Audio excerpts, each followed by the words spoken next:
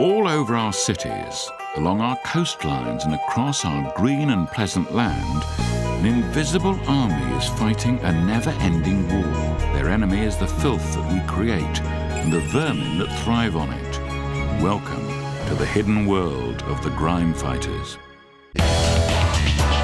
On Grimefighters tonight, Newcastle Council official Tracey gets the cold shoulder. You know too much and you shouldn't know anything. Leicester house cleaner suicide Sid shows a bit of talent, but not much. Is that what she calls cleaning? How's about that then? And in Dagenham, pest controller Pete demonstrates that the best rats are dead rats. I've had 28 rats out of this property so far. The diligent work of clean-up teams is usually welcomed by the general public. But here on the front line in the suburbs of Newcastle, Environmental Enforcement Officer Tracey and her partners Debs and Vicky are being given a hard time. It's when the conditions of people's own homes is brought into question that trouble can flare up. It's then that the duty of the council to maintain public health isn't fully appreciated. For their own safety, Tracey and her team frequently have to ask the police to accompany them on their rounds. But she's become used to the dangers of the verbal and physical abuse her and her team often receive. You just sort of take it on the chin, really, you know, it's part and parcel of the job sometimes. Nobody likes being abused or being people being aggressive with them or being intimidated by people, but it's something you just have to risk assess every situation and not put yourself in harm's way. And if you think that the situation's going to get worse, take yourself out of the situation. First on the agenda today is a resident who Tracey has served notice on to get their flat cleaned up. So this is D-Day to see if he's complied with the notice that we've served on him, see if he's carried out the work. Without a warrant, she hopes the man will voluntarily allow her to take a look. Hiya, just me. If you don't let us in, I'm coming back with a warrant. With that kind of welcome, there's nothing more Tracey can do, but she'll be back over the coming days with a warrant to force entry. It's not just the daily abuse Tracey has to cope with. There are also some rather disturbing situations. I think the worst one I've had was a dead St Bernard that had been there for about 6 months and had completely decomposed. The carpet was just a carpet of dead flies. It was only when entry was forced to do a gas safety check that we discovered the conditions. Yeah. For her next call, though, she does have a warrant, so whether the resident likes it or not, she'll be able to gain access. Hello. He's in and he's not happy.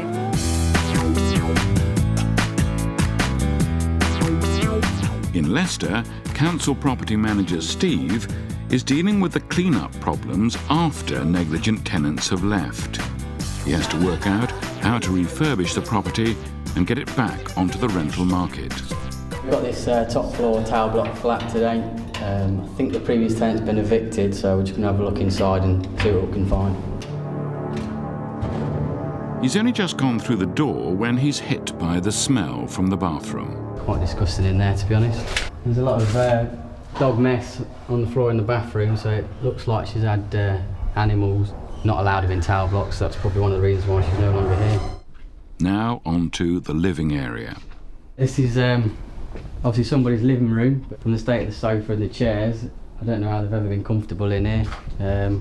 Bikes everywhere, they've also been doing bike repairs, mobile phones. It's not my idea of a living room, just a collection of rubbish really that you find at a tip. You do wonder how somebody's lived in this property. Well, this is how people live, unfortunately. Steve has to see flats like this every day, and it does have an effect on his home life. The way I go on to a girlfriend, I'm always moaning at her about cleaning. It's probably because I see things like this that I get a bit obsessive compulsive at home, and as soon as a bit of dirt or crumb around, I'll be hoovering up around her when she's eating her lunch and stuff. Refurbishing this flat poses serious problems, not least the fact that it's on the 17th floor. We might have a problem with that window, but we're going to have to try and get that emulsion off. It costs a lot of money to get scaffolding up here to replace that, so it depends if it's gloss or emulsion, whether it'll come off or not. That's going to be a nightmare job for somebody cleaning that. The final room he looks at is the kitchen. Graffiti again on the units. We've got some more graffiti on the door there. They obviously didn't have a piece of paper to write it on, so the nearest thing to hand was the door. This will need a new kitchen. The units, by the looks of it, they're beyond repair, so we'll change all the units. New sink, new worktops. Steve has to get this flat cleared quickly so he can start the refurbishment as soon as possible. Prospective tenants are already queuing up, so once again he's going to call on the services of Suicide Sid and his A-team. Sid acquired his nickname because of the zealous way in which he clears properties. Suicide and the boys can empty a 3-bedroom house in around 30 minutes. So this place should be a bit of a doddle. In Newcastle, Enforcement Officer Tracey is continuing to take residents to task over the way they live their lives. On this call, she's working with Vicky. They're visiting a man who has so far refused to clear mountains of rubbish from his house. Well, basically, this is a property we've been at before, where the fire service have rang in as a fire risk. It's so cluttered that if that property catches alight, obviously it's a terrace property, so all the other properties may catch fire as well. We've had problems in the past getting access, so we've actually obtained a warrant from the Magistrates Court to force entry if needs be. So we've brought the joiner with us to try and get in with as little damage as possible. And we're just waiting for the police because there has been threats made by this gentleman in the past to members of staff. Before long, the police arrive. He's in and he's not happy. Tracey can now try to get in. This time, the man is cooperative. They won't have to force the door. They don't need the carpenter. Come on, in. All right, okay. Vicky, Laura. Once inside, Tracey's worst fears are realised.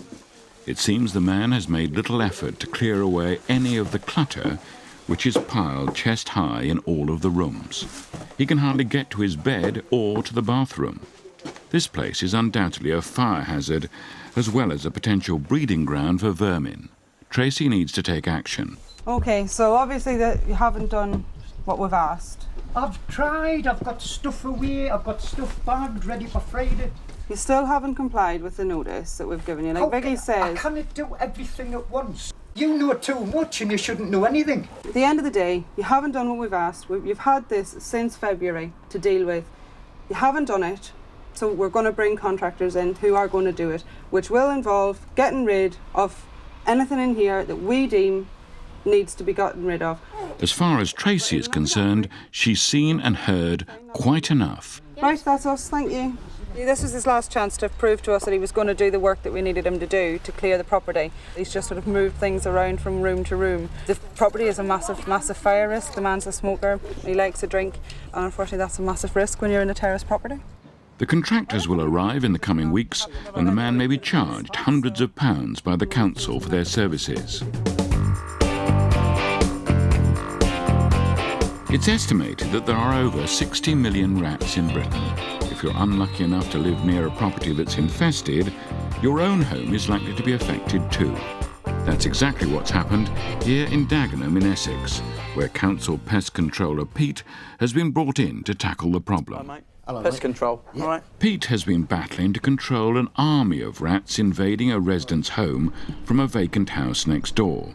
Even with his years of experience, he doesn't understand why there are so many rats. For some reason, they wanted this house. It's a clean house, it's not a dirty house. I couldn't understand why the rats are moving in here quickly. I've had 28 rats out of this property so far. Because of the rats, Roy's family's life has been ruined. The rats have literally chewed through everything. As you can see, the house is clean. We're living next door to a slum. My partner, she's off work through stress. Her daughter has literally moved out. She doesn't want to be here no more because she doesn't know what's going to come out the cupboard. Everyone has their castle to live in, and it's just wrong. The rats are attracted to the kitchen. They come down from the loft through the cavity walls to seek warmth and food. Pete focuses his attention on the space under the kitchen units. All my bait bags and everyone has been chewed through, as you can see. They've chewed all the bait through the bag and took the bait out. There are many possible ways to solve the problem. Pest Controller Pete needs to be a bit of a detective. The reason why I've got it on string is because whatever way the string goes on all the baits, it gives me a good identification what way we're going to find the rats and where they're coming in from and where they're leaving from. For Pete, it's sometimes a case of the more, the merrier. If there's 1 in 2 rats in the house, it is a nightmare to try and catch them. Really is. But when you've got baits like this being eaten every day, and I've done 15 bags of bait in this house, and that's a lot of bait, there's a lot of rats because they're competing for the food.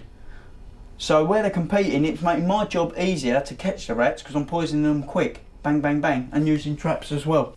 Pete is going to have to use all his experience to stay one step ahead of the rats. For Roy and his family, they must be eradicated. Coming up, Suicide Sid and the A-Team clear the top floor flat in the only way they know how. Tracey challenges another tenant, and Pete reckons he's winning the battle.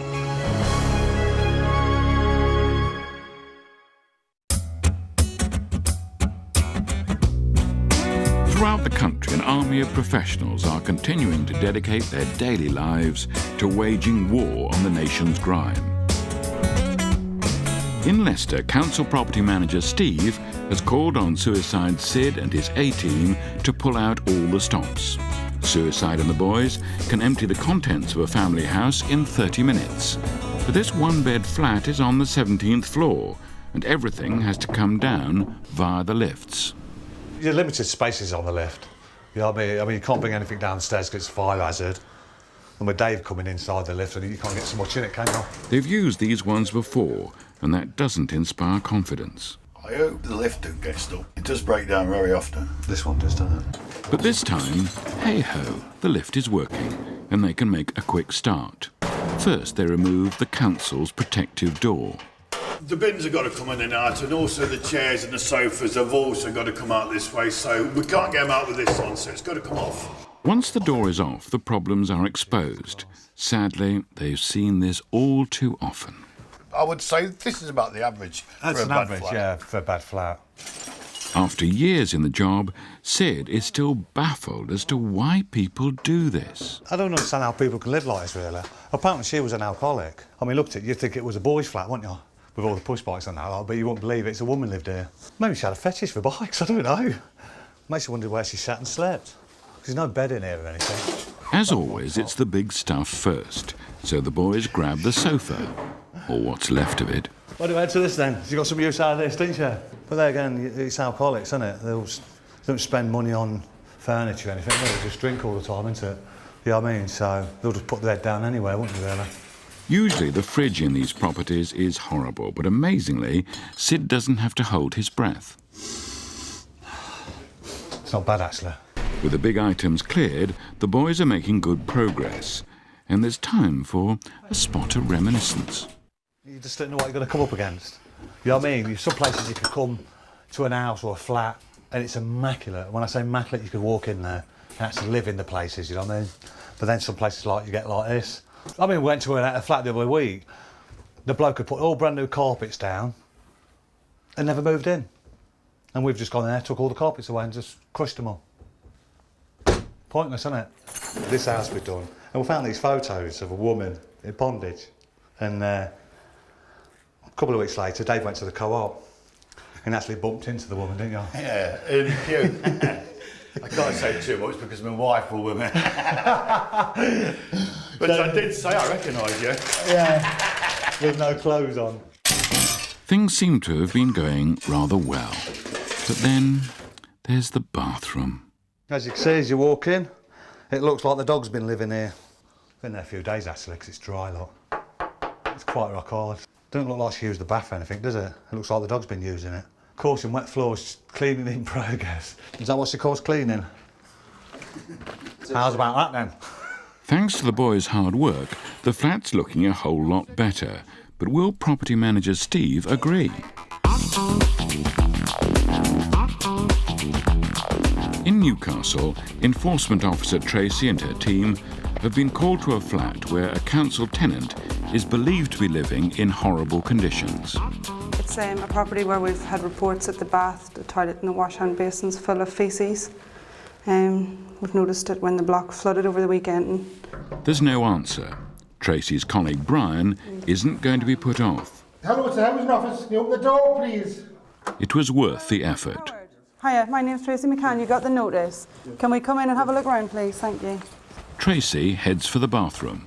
The main problems with the bathroom. Where's your bathroom? Fortunately, the contents of the bath have been removed. Well, the report was that the bath and the sink and everything was full of faeces, and it's not. But the lavatory is in a pretty poor state, and the floor needs cleaning. The improvement is welcome, but Tracey still has to evaluate the condition of the rest of the property. There seems to be some confusion over whether the man wishes to continue living here or whether he wants to leave.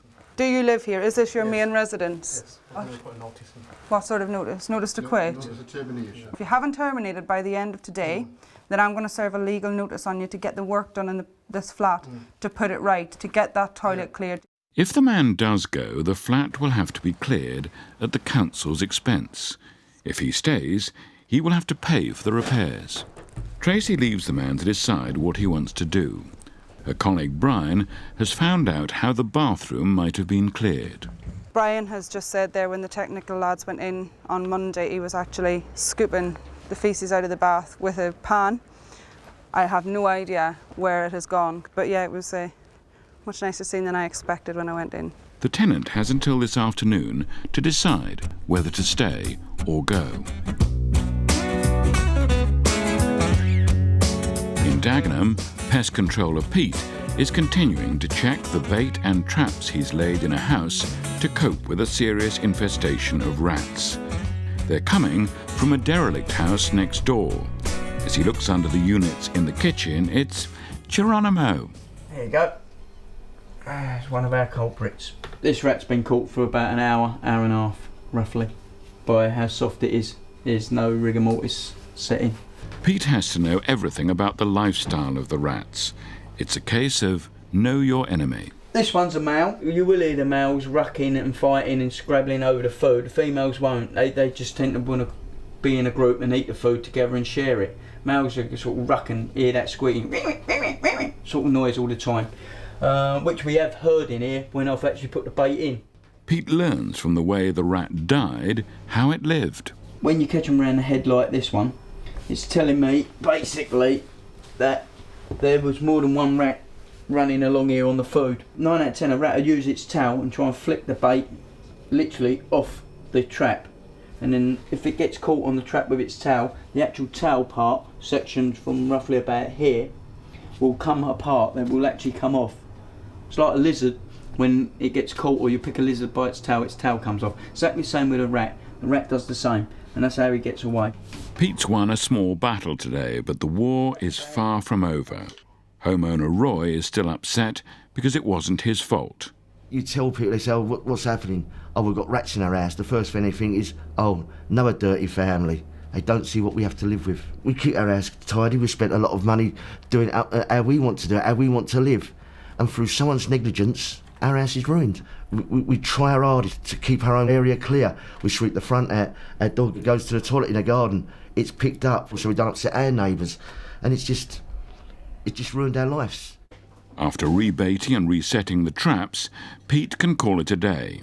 He'll be back tomorrow to check the traps yet again. In Newcastle, Environmental Enforcement Officer Tracey has moved on to deal with illegally dumped rubbish. For her last call of the day, she's joined by her regular partner Debs. They can't resist rummaging through some discarded black bags in an alleyway. This was a complaint that's coming from a local resident, so we're just going to have a look through, see if we can identify where these bags have come from.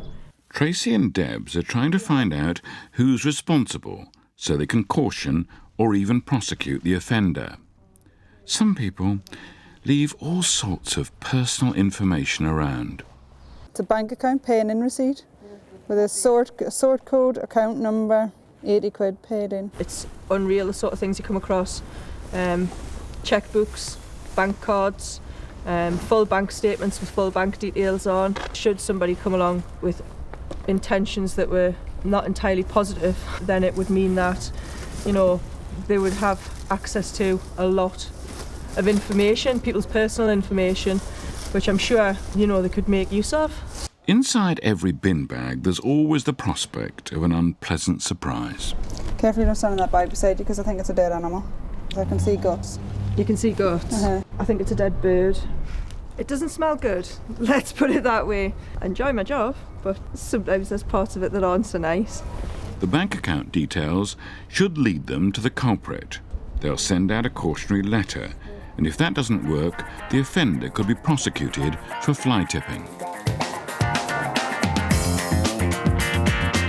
In Leicester, Suicide Sid and his A-team have made short shrift of clearing the 17th floor flat.